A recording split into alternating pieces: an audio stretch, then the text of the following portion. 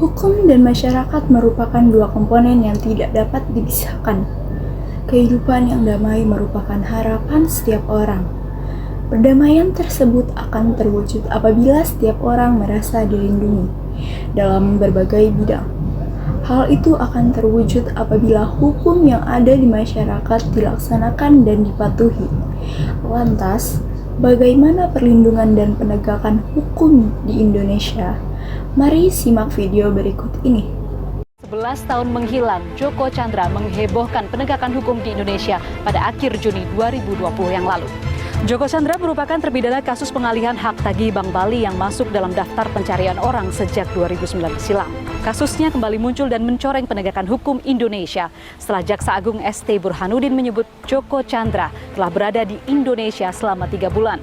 Nah, seperti cuplikan video yang sudah kalian tonton sebelumnya, bahwa pembahasan kita kali ini yaitu mengenai perlindungan dan penegakan hukum, di mana materi intinya mengenai hakikat perlindungan dan penegakan hukum.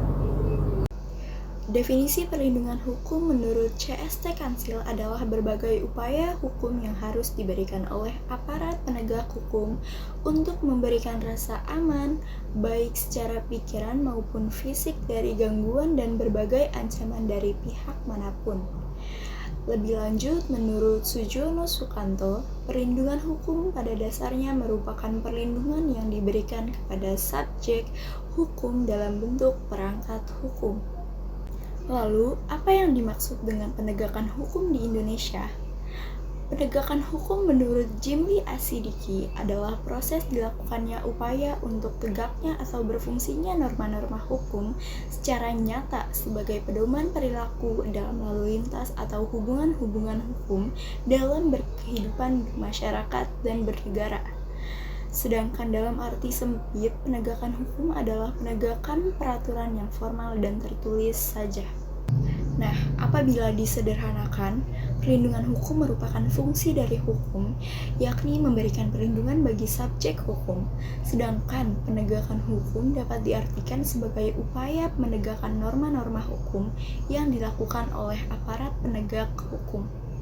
Selanjutnya, unsur-unsur perlindungan hukum mencangkup komponen-komponen penting yang membentuk dasar dari sistem hukum untuk melindungi hak-hak kebebasan dan kepentingan individu dalam masyarakat. Berikut adalah beberapa unsur utama dari perlindungan hukum. Yang pertama, hak asasi manusia.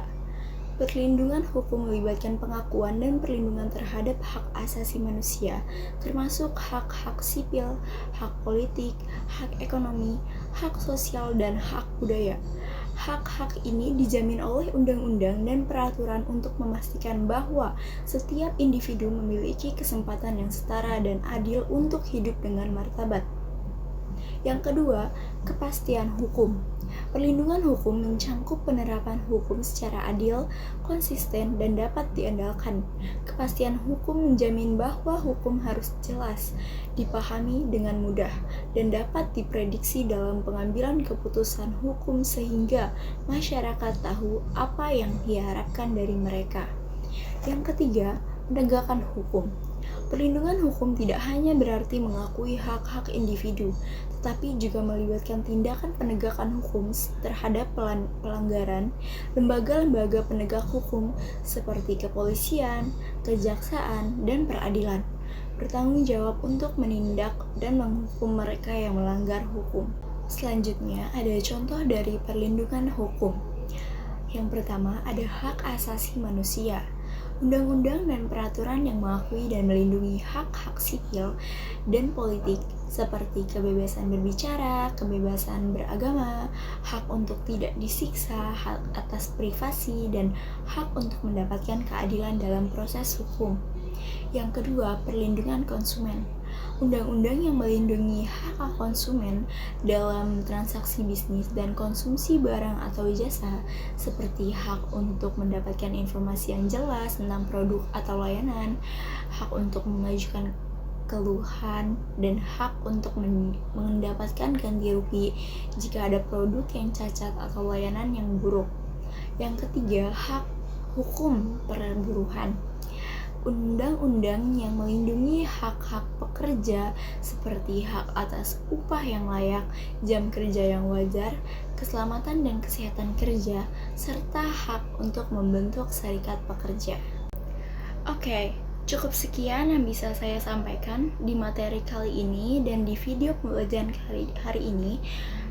Kurang lebihnya mohon maaf. Wassalamualaikum warahmatullahi wabarakatuh.